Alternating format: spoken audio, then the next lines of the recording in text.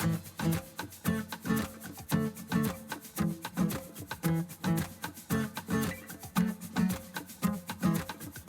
podcast is a quest for well-being, a quest for a meaningful life through the exploration of fundamental truth. Enlightening ideas, insights on physical, mental, and spiritual health. The inspiration is love. The aspiration is to awaken new ways of thinking that can lead us to a new way of being well. Welcome to Body, Mind, and Soul Healing Conversations.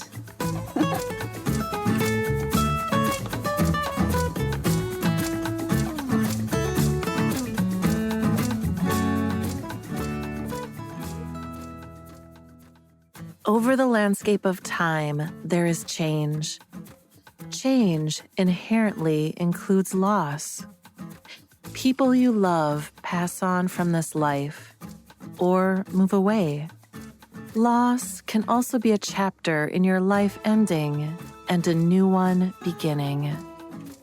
Or it can be old ways of being, giving way to new ones. When you are missing someone or something, give your heart space and time. Whatever feeling is present, breathe into it. Let it be felt. Maybe you cry. Maybe you feel angry. Maybe you laugh in remembrance of a joyful connection. Whatever is felt in the moment, this is part of the richness of your love. Grief exists because of love and connection. Even when there's pain in a connection, its loss will be a grieving and an opportunity to heal the pain. Whatever is present in your heart, breathe into it and let it be felt. Breathe it out as a blessing, because what you're feeling is part of the richness of heart. All the flavors of remembrance, loss, anger, sadness, whatever you are feeling, are part of the richness of your heart. Valeria interviews Megumi Burr-Tolliver. She's a vortex healing, divine energy healing practitioner, founder of Compassion Tree Healing, intentional community co-founder, writer, teacher, and speaker. An important stream in Megumi's life showed up in early childhood when she learned to only express in the range of appropriate.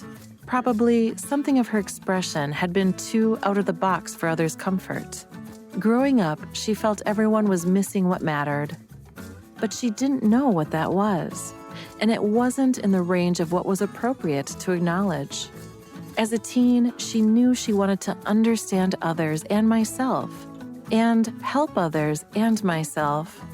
Her adult path gradually uncovered what that meant, as she developed feeling and knowing from within, and stepped into roles supporting others.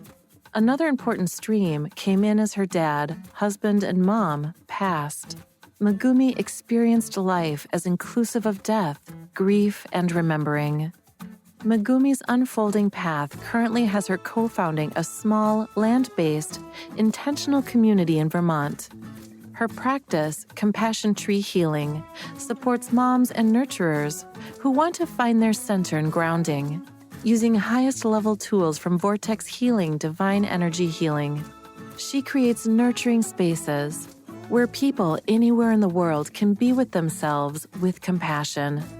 Leading up to this point, she supported pregnancy, postpartum, and moms as Compassion Tree Mama Care, including as a massage therapist, birth and postpartum doula, and yoga and movement teacher. She has also co-led workshops and classes. Megumi's current and next chapters involve cultivating deep listening and communicating with self, others, and land. Meet Megumi at megumiburrtolliver.com. Here's the interview with Megumi Burr-Tolliver.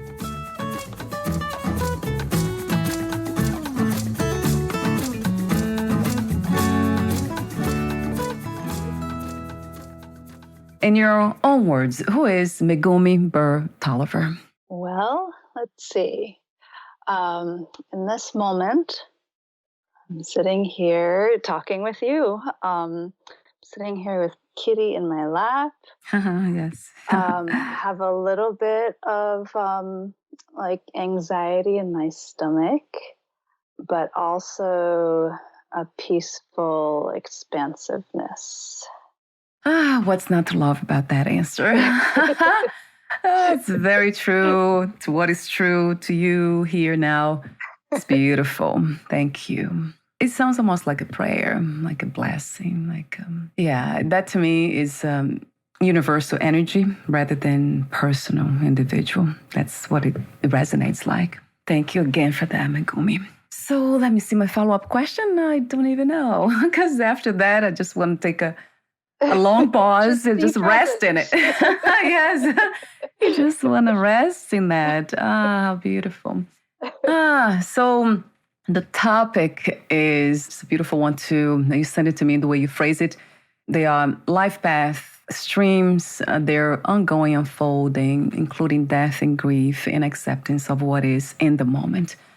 I mean, I have so many questions already, but I guess I'll ask you this question. What is to be a healer? What makes a healer a healer? Yeah. And it's an interesting question because, healing and the awakening path or the spiritual path, sometimes there's this idea of healing as like trying to fix things, right? And like, it can almost be like trying to escape the things that we don't want by trying to heal them and fix them, right? Yes, yeah. And the way that I work with healing and the way that I approach healing within myself is that it's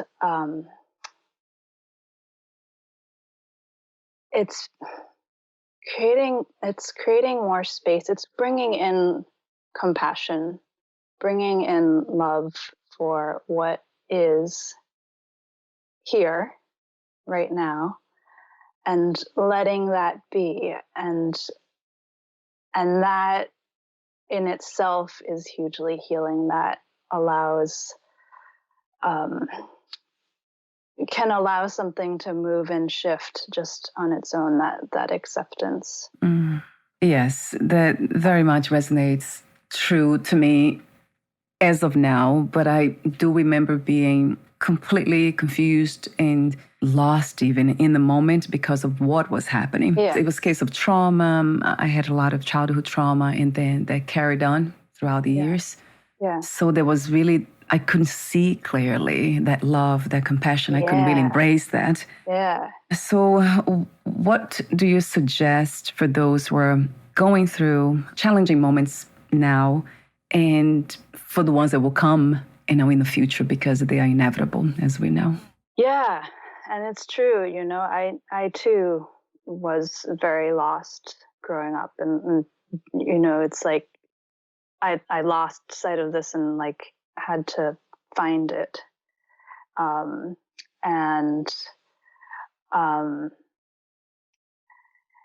but it really is that, like, finding the compassion in the moment for what's here. Even compassion can be quite a jump from where you are if you're in a lot of pain, right? But it's like being with, or allowing what is here in the moment, allowing that to be felt. And I've worked with people sometimes where they come into their session and they're like, well, it could be like, I just found out my dad died, or like I'm in this like whirlwind about this like breakup, or and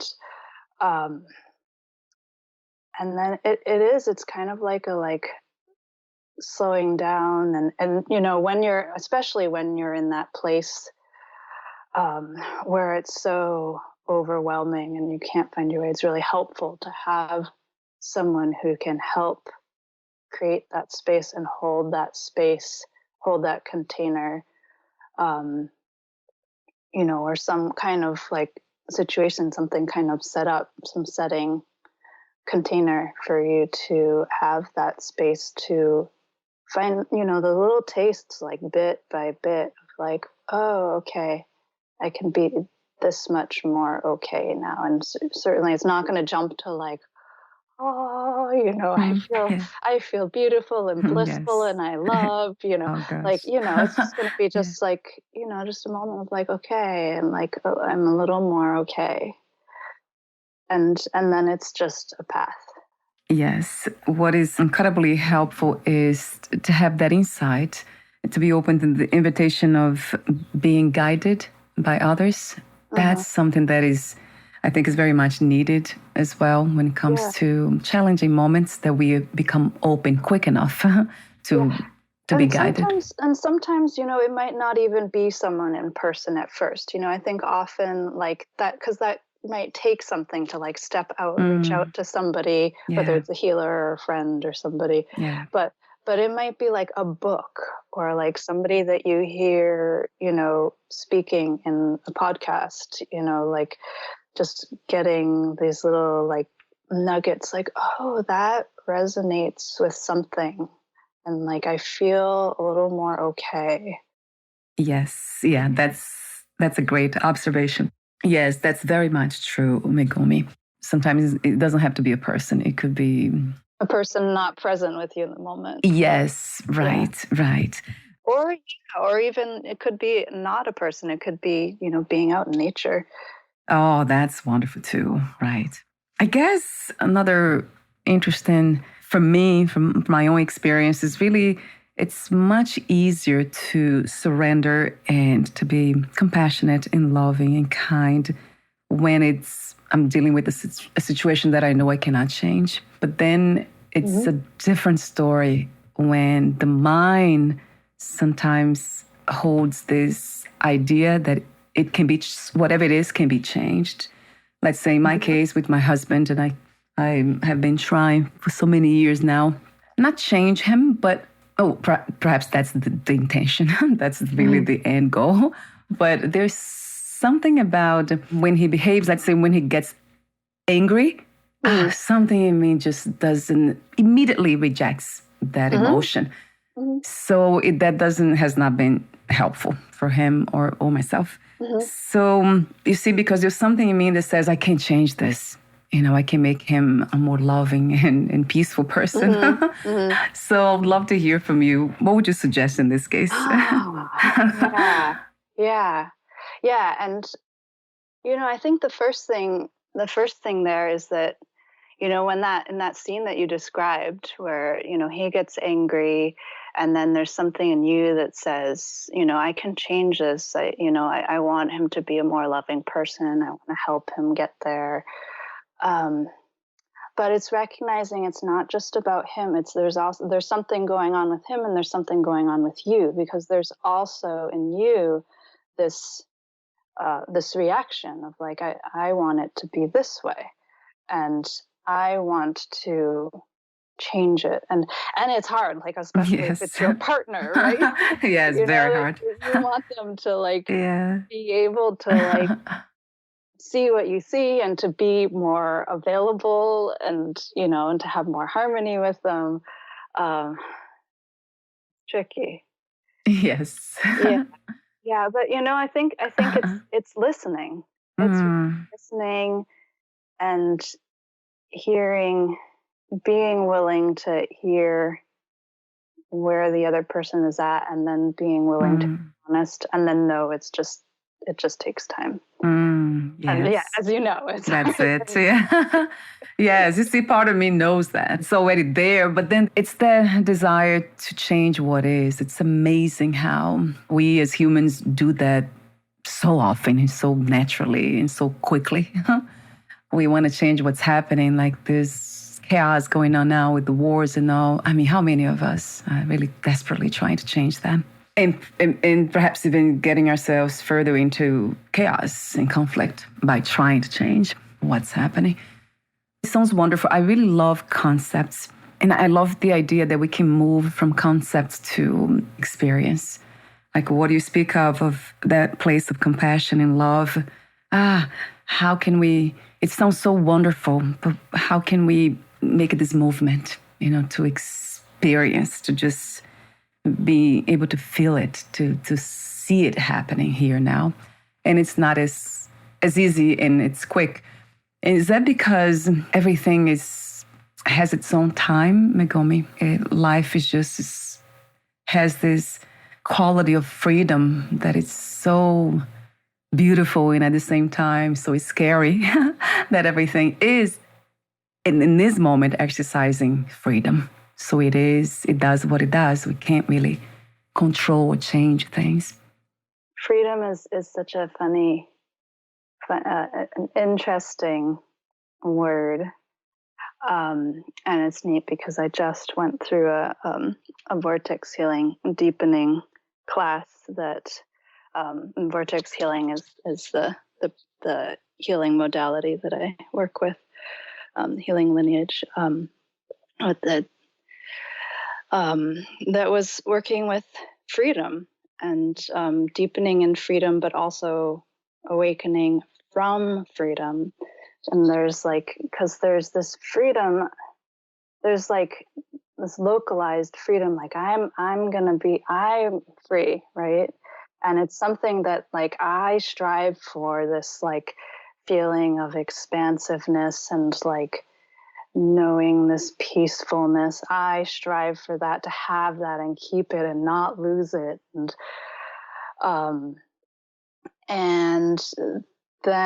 then there's also freedom. There's free will that's not. It's my free will, but it's really divine free will, right? Yeah, that gets to play out through me as this vessel of divine expression.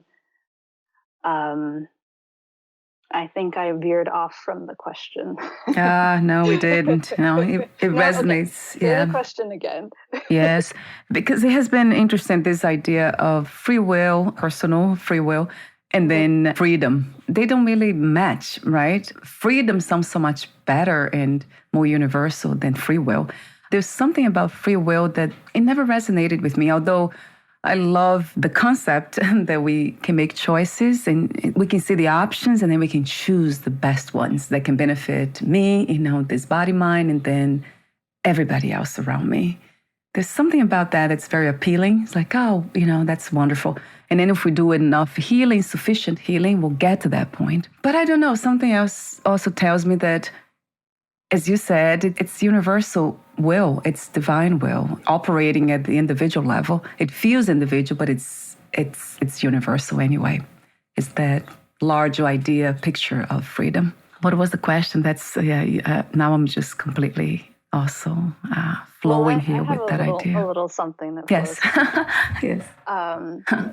So and as I've been relating with freedom recently, during this class and since this class, mystery is another. I feel like it even kind of describes better, just because freedom can mean so many things to so many people. It kind of that actually kind of relates me to it more, because it's this magicalness and freedom, that there's this freedom that actually all of this stuff that seems solid has this magicalness that it can be anything. And it's I can know that, but then there's also this thinking that's well, but no, it's not. It's kind of this knowing both at the same time. Well, yes, and I'm interacting in this 3D world that I know how to interact in. And, it's not that easy to just, put my hand through the door. But, yes. But yes. So freedom maybe more as mystery. Yes, because there's something, I'm a student of Advaita Vedanta. I'm not sure if you're familiar with that philosophy. So pure consciousness described as actually cannot be described. It's a felt understanding, but it cannot, it's almost I know it's here because I am perceiving. So it is what perceives really is that reality. Mm-hmm. But it cannot be accessed with the intellect. We can't really. Yes, and there's so much desire to own it and hold it and keep it. Yes. Yes, right. Because the mind is interesting. It tries to Yeah, he wants to understand. He wants to know, but it's not a thing, so it cannot be known. Oh, that's really, to me, it's going deeper into spirituality and what that is. Mm-hmm. So let's go back to because you mentioned earlier the vortex healing, divine energy healing, a practitioner of this modality. So since you mentioned, talk to me about that. How is that done? How does it work? I guess that's my curiosity. Yeah. And so vortex healing works with divinity, with divine consciousness and energy, and it's a healing modality, and it's also an awakening lineage. And really, those two things kind of like merge as you go along on the path anyway. As I think there's been some allusion to in this conversation, that it's like because as you are working with the issues that come up that limit you, that have you feel stuck, that pull you back, that trigger you into reactions, that as you work with them, you create more and more space around them, and they don't have as much like grabbing onto you, around you, and you can witness more and more. And so then you do have more choice, you do have more freedom, and so you have more capacity to experience more of that spaciousness and that freedom on the awakening path. And then that also supports you to have more space for more healing and more lightening of the conditioning that we're carrying. So that's one part. That's kind of like what vortex healing is. And then the way that I work with it is I do a lot of kind of like a long, slow, gentle kind of work with it, where it's a lot of like bringing in love and compassion, and just to like be with like what is here, and have the vortex healing to support that. The energetic tools can support that, but it's also creating this space that I create with people, whether I'm working with them one-on-one or in a small group, to have that compassion, and to honor the person themselves, who they are, what they bring, and listening. Whether there's more listening that I offer in the one-on-one sessions, but even just the space to like listen to oneself. Wow. It sounds wonderful to me, especially the part of being gentle. There's something about slowing down and being gentle with what is. It's just magical, using your word. Mm-hmm. Something happens there. Do you work with people in person only or online? Actually, right now, I'm mostly working with people online. I have done more in person in the past, and I moved about half a year ago, and with that move, I decided not to like set up an in-person practice here. So I've really just been working with people over distance. So people anywhere can work with me that way. And that's through your website. They can find you there. I do have the website. It will be on the podcast notes. Yep. But we can mention it now too, which is MegumiBurr-Tolliver.com. The link will be live on your podcast notes. So let's go back. So you are the owner of Compassion Tree Healing. Mm-hmm. Talk to me about the inspiration for doing what you're doing today, Megumi. Yeah. Well, one sweet little nugget about that is where the compassion tree came from. And this was back in 2008, and I was in the holistic business skills class in my holistic health and massage school. What was it? Holistic healing arts and massage school. And And that's where I came up with this compassion tree logo. And so it has this sense of, it's like a tree, so it's life, and it's warm. It feels warm to me. And it's a tree making a heart, and then it's rooted, and that's always been really significant for me. This sense of like rooting into the earth, and that trees have roots, plants have roots, and they're rooted into the earth and connecting with the earth. That's also an important stream in my life for me.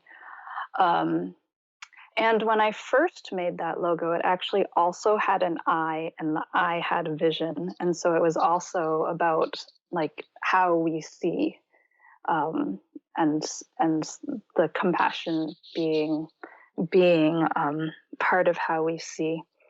So that's the compassion tree. I love that logo. Of course, I saw it on your website. Mm-hmm. There's something about images, right? What they symbolize. I have been not intellectually, having the understanding intellectually about the tree of life, but it kept appearing like it was always a calling in a way to look at it, to draw, even when I was doodling without thinking. Mm-hmm. And that's why I have one in my room, like behind me. And that's always... there's something about it that caught my attention. Then I was interested in the meaning, and then I found out that's all about the interconnectedness of everything. It goes back to what we talked earlier about, that when we get to understand, realize what we are, not even who we are, then something shifts, something happens with the lens through which we perceive the world, ourselves and the world. It becomes more clear in a sense of, why would I hurt anything? It's me. It's another, it's a reflection of me. It's another form of what I am. So it informs the senses, the body, mind. It's very interesting. I know it, in my case, it's an ongoing practice and remembrance. Yes, definitely ongoing practice and ongoing development too. Yes, I know it doesn't end here. Yes. There's so much to uncover, so much to it's almost like cleaning, polishing the mirror. Like in Vedanta, they use that analogy, that example, polishing the mirror so we can see our reflection more clearly. It's all we can do, really, keep polishing, in a sense of understanding the biology, the body, mind, and how it works, how they operate. And that goes back to healing. So it's interesting how it's healing, spirituality, and then could be spirituality to healing. It goes, it's not linear, right, Megumi? And speaking of that processes, talk to me about grief. I know you have had the experience, and one of my guided questions here for you is, how did the death of your mother, father, and husband influenced your life? Yeah, I think all of those deaths, I think something that struck me with all of those deaths is the way that people habitually say, like, "Oh, I'm so sorry," and kind of like there was an expectation that I would just be crying, and there's so much. It was so much richer, and each experience was different. I just had like 3 different things come up. Yeah, and each really significant in like the lessons, the learnings on their paths and on my path. And even from, my dad was the first who passed, and even before he passed, when he first was really sick, I remember having this sense of the glasses I had been seeing the world through, that were his glasses, I was no longer having to see through them. Like that, there had been this umbrella over me of like, what is the world? And that, like, it just like, that power was no longer there. And it was like, wow. And I remember remarking to my mom and sister on that. And yeah, I mean, each of those has had their lessons, their evolutions, and their growth. And I was with each of those passings in a very different way. Yeah. I guess I ask myself, and I do ask some of my guests here too. And my husband, he had lost his sister when he was very young. And I noticed that he never really, I mean, you attempt to use the word get over, and that's not appropriate. But he seemed not to have accepted that as of today. So, I mean, I really want to hear from you. There's something that you say, I think it's a practice, isn't it, Megumi, is the breath of acceptance. That caught my attention immediately when I saw that. Yeah. Oh gosh. Okay. So there's two directions here. Yeah. Yes. Because there's that thing about like acceptance and the passings, and then there's what is the breath of acceptance. And so I wanna stick with the passings first, since we've been on that. And you know, when my dad passed, when he was sick, when he was near passing, and when he passed, after he passed, I was not in acceptance. He was not in acceptance. But I had so much resistance, and that was the one where I really had resistance in myself when people said like, "Oh, I'm so sorry. You must be so sad," and like it was not that. It was like I had all the stuff that came up from like the conditioning that I carried that related to our relationship, and all the stuff about our relationship, like all that stuff coming up to work through. And that was a long process of working through, and a lot of working through anger and rejection, and and seeing him for a while, seeing him as the place where these issues came from. And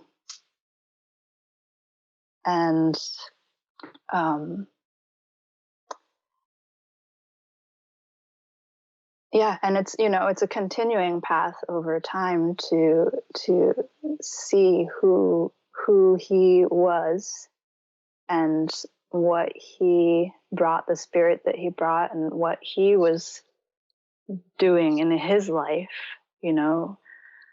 What I mean is like what his path was, what he was evolving. So that one had a lot of resistance. And then my husband, you know, he was very spiritual, and so he was doing a lot of work with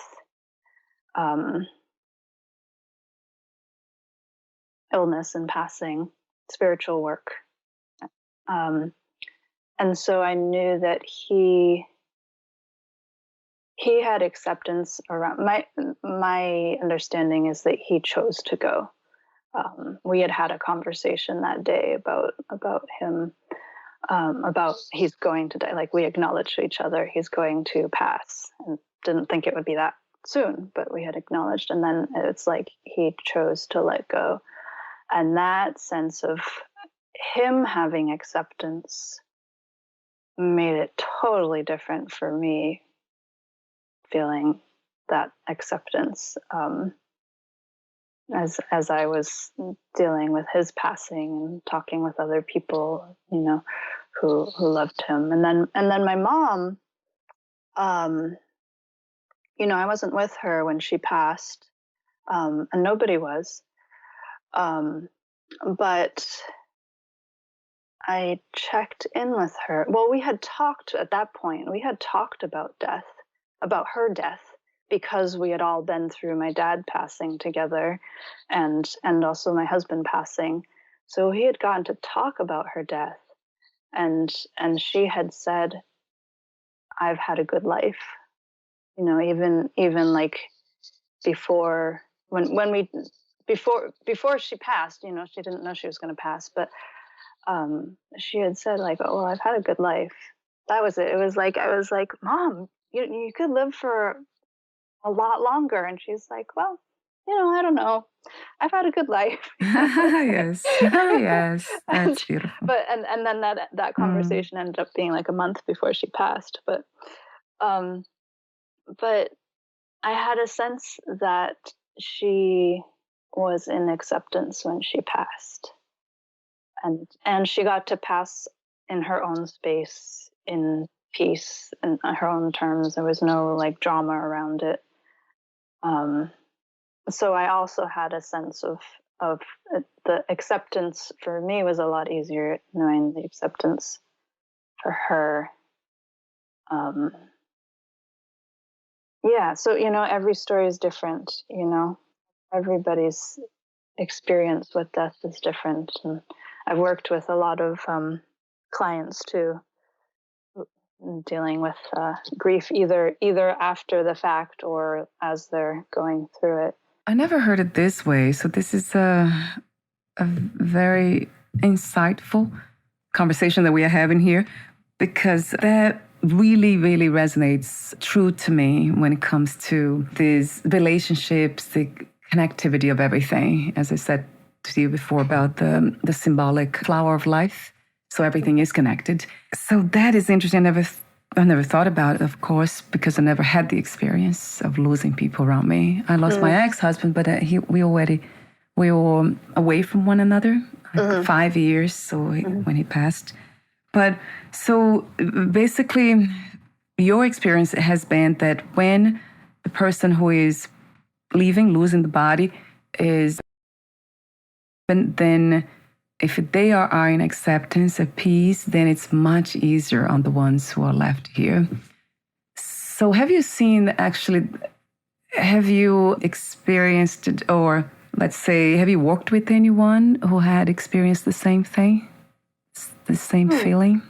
I'm not thinking of anything, right? There's nothing popping to mind. But there was something else that popped up as you were saying that, and I don't know. Yeah. So, yeah, I wonder if there's a relationship really, because my husband's case with his sister, it seems like acceptance was not there. So that's why he still suffers to this day. And, I think the thing is that this is what it was. It's, I think if anybody in the field has acceptance, it makes it easier for others. And, I had that sense when my husband passed and my mom passed, and I was the one telling a lot of people or relating with a lot of people, because I was like the closest or one of the closest people to the person who had passed, and so where I was about it and how I was relating to it was also supporting other people, even as I was in it. So it can be the person who passed, but it could be anybody in the field of it who supports. It's like, whatever your resonance is can be contagious, right? Yes. Yes. Yeah. Yes. Yes, a billion times to that. Yeah. Yeah, because again, from my perspective, it comes from that fundamental truth that everything is connected in the sense of having one reality, coming from one sense of being. So there's no two realities, just one. So that really informs me. Everything that I hear, and all my everyday experiences, it's always that flavor, that perfume is always there. I'm like, okay, everything is connected. So the breath of acceptance as a practice, talk to me about that. How, yeah. And and that actually came from my husband. We were creating a group-led workshop, and he created this activity with the breath of acceptance, and I've ended up using it just ongoingly with clients, and so I write about it, and it's just something that feels well, and I use it. And most basically, it's like whatever is here right now, whatever you're noticing right now, breathe into it and let that be felt. And whatever that is, whatever comes up, whatever thoughts come up, whatever comes up, that's okay. And just keep breathing. And yeah, and it's just like, it's okay, what's there. And then there often is like a shift or a softening as you drop into that place. And then it could kick back up again in the next moment, right? And so it's an ongoing practice. Yeah, that's kind of the basics of it. Yeah, it's beautiful. It sounds like a guided meditation. Yeah. And it is, right. This concept, this practice caught my attention immediately. And that's actually the title of this episode. That's how, from everything that it's just like, okay, this is it. I love that. It's so honoring my husband. Yeah, isn't that interesting? Yeah, that's great. It caught my attention. Something else, the guided questions that I have here, it's about, talk to me about the streams in your life of relationship with the land and intentional community. That's another guided question. Yeah, so that's another stream. And, I grew up in the suburbs, and then there's this thing that I discovered, in my early adulthood of like, you can grow things and like organics and all of that.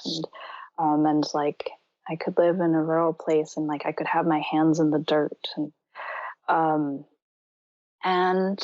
there's this aliveness that I started to discover, and this relationship that I started to discover with plants, and almost this like beauty that they're here, and yet they're here, like the trees, are here so much longer than me, that like they're not concerned about what I say and do and what I'm going through. Yes. It's kind of like a glimpse of divinity. Yes. It is an expression of divinity.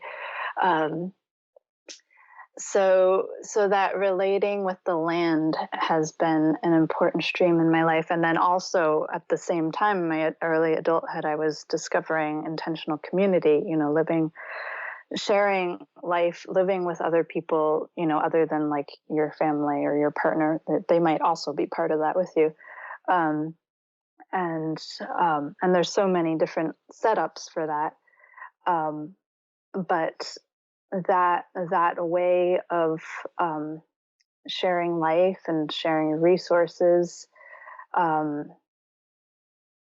getting to share the little moments, seeing someone in the kitchen, if you're sharing a kitchen, or maybe in the community kitchen, is so good and natural, and also a great stimulant for growth, because you can't just like hide out by yourself and not deal with things. You got to relate with people, and the people that you might be feeling irked by, but then with it being intentional and knowing that, like, whatever intentions that you come together in common with, that you've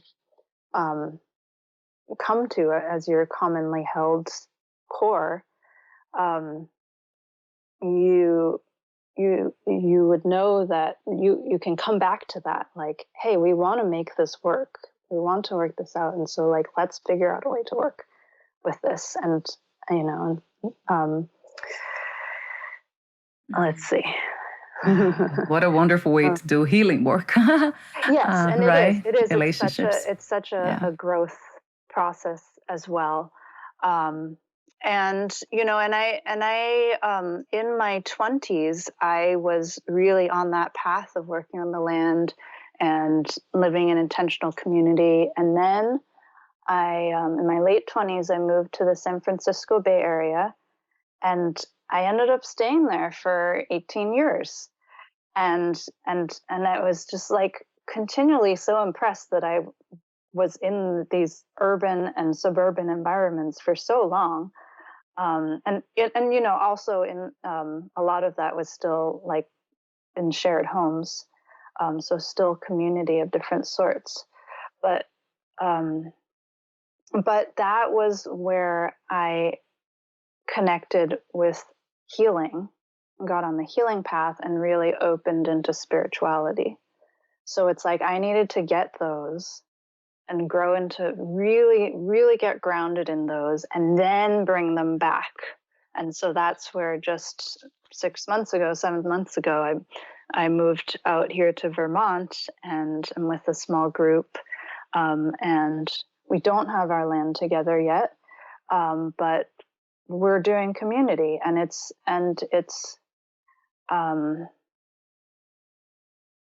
growth, you know, it's growth, and it's being. It's also just dropping into just being, and appreciating each other where we each are on the path, on our own paths. Um, yeah, there's so much that can be said. Yes. Yeah. Are these people also interested in healing and spirituality, or? Yeah, actually, yeah. It's like the way that it lined up, the way that this group came together is that we all have an interest in working with the land, and we're all into healing in some way. So that's where it's been really special, that like when I have those things that I'm frustrated about, I can speak them, and like people like, yeah, you know, like they can hear that, and they've done the work, that they can also not take that personally. They can hold space for me, and we can have conversations, you know. So that's been really, really important for me. It sounds beautiful to me. To be able to be open, right? To have deep conversations of any kind. It's an evolving process. It's so. Yeah, it is. Yeah. Right, Megumi. When I think about this, let's say, consciousness, pure consciousness, and the way it is reflected in the human experience, body, mind, there's this quality of freshness, of aliveness. It's never planned, and it's just being what it is in the moment. Is not really concerned with memory or any past, future. It's always very present and spontaneous and fresh. There's something about being fresh because it's not really, it doesn't come, it's not going through the filters, I guess, not being filtered. Although it's still a reflection. But there's something about it. Like having this conversation today it really felt very fresh to me. And maybe that's why I'm making this comment. Yeah. Very fresh. So there's something here. It's interesting, you know, that you bring that up, because there's this contrast too, that because there's that, and then there's also like I've had so much, like one of my big patterns is this like wanting to plan and know what I'm going to say, and like make sure that I have it right, and and like so it's not spontaneous in this like, you know, doing the future, right? But then ultimately, you know, it happens in the moment. So yeah, thank you for being open again. Yeah, because I love this. If there's such a thing, I mean, I say love all the time, but I use the word too much, I guess. But there's something about this. You see, it relates to the freedom that we spoke earlier, perhaps even the mystery that you brought up, which is very fresh to me. I don't hear that word. I don't hear the word mystery as often, not too often. I don't use it either for some reason. But I do, for some reason, freedom comes to mind. We're almost at the end. I have some other questions here for you. So do you work only with moms and nurturers, or? No, you know, that's kind of like the people who I often connect with. And you know, a lot of the time in the Bay Area, my focus was working with moms, because when I started my practice, I was a birth doula. And then my birth doula clients, birth and postpartum doula clients, wanted massage with me, and because I was also a new massage therapist, and so my practice really focused on working with moms, and then as moms continued past that pregnancy postpartum phase, some of them just continued with me, and it's just kind of a group of people that there was this resonance, that we related really well, and I was supporting these people, and then I've realized also that it's not just the moms, but it's the people who nurture, who are givers, who care for people, who I often work with. But it doesn't have to be those people. I certainly work with also people who are healers. Often are people that I work with, but anybody who feels a resonance, and there's that resonance between us, we can certainly work together.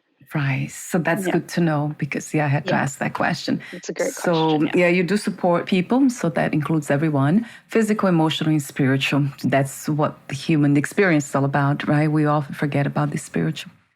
And then I wanted to mention, before I ask you my ending questions, about the articles you sent me, interesting ones, the richness of grief. That caught my attention. You say, over the landscape of time, there is change. Change inherently includes loss. And then you said a lot more, of course. But this part is just, to me, it's very clear. That kind of inspires us to be open to life, because this is what it is, right? It keeps changing. But there is something that doesn't change. And that's what I'm interested in most of the time. And that which doesn't change. Mm-hmm. What is perceiving all this is the only really reality that I can be certain of. That's a way to tap in, right? Yes. Yeah. And then you also wrote, let me see, anything else? Yeah, I love the article about your mother, what she said. So you mentioned earlier, keep it simple. And you said in her, like in your mother last couple or so years, when the topic came up that she would pass at some point, she would say, I've had a good life. That's amazing how it sounds very simple, right, to say that, but there's a level of acceptance that it's not, it's deep, and it has to come from that place, so that spiritual. And it's not even trust, I think, is that tapping into that essence, isn't it, Megumi? Knowing that we never die, or we were never born anyway, when it comes from that perspective. That part of us was never born and will never die. You want to make a comment? I think you're about to say something about that. Just that, she had this heart, this like spirit, kind of this quiet spirituality. Yeah. Yeah. Yes. Yes. Quiet. Yes. And she also said you said her message at your wedding, and sometimes in cards, was simply be happy. Yeah. Yes, be happy. And then seasons in your life, that's another article you wrote that you say, our lives are made of changing seasons. Whatever season you are in right now, it will change. That kind of stopped me too for a moment. Mm-hmm. It will change, right? Mm-hmm. And then you surprised me with an article that you wrote about struggling with the money hustle. And then you talk about true wealth struggle and the shift. So I guess that was fresh to me within all these topics. I'm like, oh, wealth, what does it have to do with anything? But talk to me about true wealth. What would that be? Well, yeah. There was a connection there that I'm not quite getting into words yet. Well, what I'm relating to it right now is this living fully. And it's kind of like, it's like that's what I felt was missing. That as I was growing up, and as I've gone through life, that has drawn me to explore and find each of these aspects that are integral to my path now. The working with the land, having my hands in the dirt, community, the spiritual development, healing work. And so we can't really, in a way, experience that true wealth without kind of this dance of healing and spirituality. It has been my experience too. The deeper I go into it, the more open I am to explore them, the richer my life becomes. Right? Yeah. And just to like, what is wealth really for you? You know, like the money wealth could help access, make it easier to access aspects for sure. It's kind of like it can lubricate your life. But it certainly isn't going to be the end all, as many people find. I think that might be part of your story, right? Because you got into your career and then you're like, this isn't it, right? Yes. Yes. And right. So that like struggling with the money hustle, and I talked about the father who was really struggling with that sense of he's struggling with this working so much and being away from his kids and his family, and then buying convenience foods and having them watch shows, as part of like trying to survive, to make it, through all this hustle. And that's like not even the life that he wants to create for them or himself. And yeah, and it's like, how do you turn that around? And that's like the human experience right now, right? How do we shift that? Yes. How we are able to see clearly, right? That's to do with clarity to me. I guess it connects to this topic. The other article you wrote was about how can I be more peaceful? So that to me, it kind of brings everything together, everything that we talked now. What is I ask you the question, what is the goal of the human experience? What is the purpose? What would you say? I'm already answering that question myself, is to be peaceful, to have to carry that flavor of inner peace. But for you, Megumi, what would that be? And this is, I think biased towards my life path and like what my like striving is. So there's this element of like what was missing in my childhood and my striving. But it's also truth, I think. But it's, now I said so much that I need to reconnect. Yes. Right, that happens. What is the goal of life, right? Living fully, or expressing being fully, and part of this move part of the intention of this move has been to be able to slow down and really live. And the Bay Area, there is so much like not only like having to hustle for money, but just the sense of like worth comes from being busy and from working. And that's something that, it's not totally to blame on the Bay Area. It's also part of my psyche, but it's, part of our like deconditioning ourselves to like really see that and be like, is that really true? What's true for me? Yes. I love that.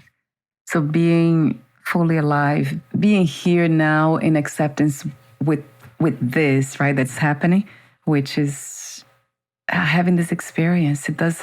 Not carrying that sense of worth from what we do.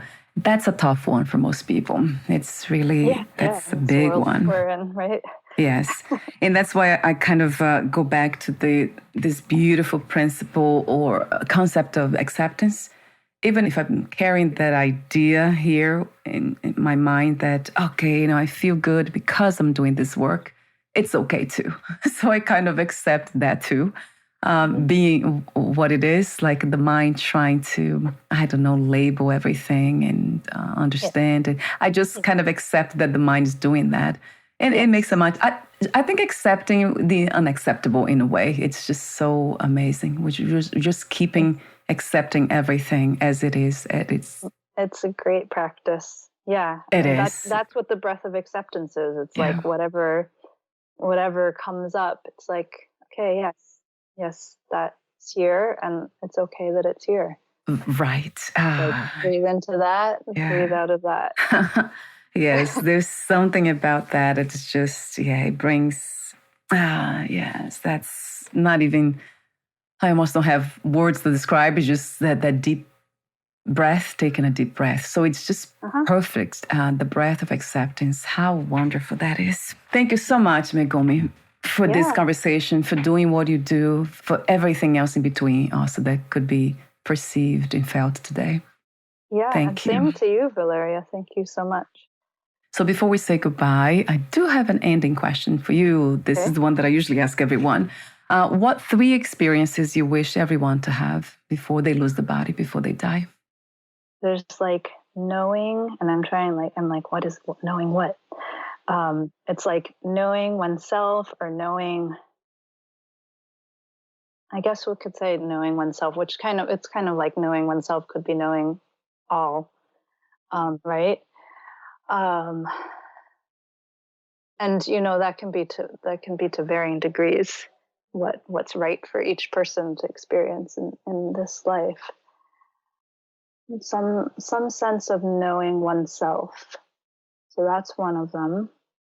Something about relating with the earth, or having your hands in the dirt. And then just like feeling held, feeling heard, feeling really received, feeling acceptance. What's not to love about all of them? The vision, right, for humanity. Yes, I love your timeless wisdom. That's what I usually call these things when I hear these concepts, these ideas, and I wish for them to become experience for all of us, so we can. That's why I asked that question: 3 experiences, not just ideas. I have to say this in the very end. I love the way throughout the conversation you refer the earth as the land, and then the hand in the dirt. There's something about that too. It's almost like automatically kind of relaxes my body, and my heart opens every time you say it. It's interesting. I'm just noticing without judgment. There's something about it that's so powerful. Yeah, so thank you for bringing that spirit to this conversation too. So before we say goodbye, I want to mention again the website is MegumiBurr-Tolliver.com, and that website will be on the podcast notes. Thank you so much again for your presence here today, Megumi, for sharing your beauty. And we'll talk again soon. We'll be in touch again. Thank you, Valeria. Thank you. Bye for now, Megumi.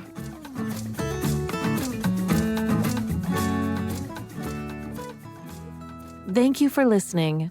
To learn more about Megumi Burr-Tolliver and her work, please visit MegumiBurr-Tolliver.com.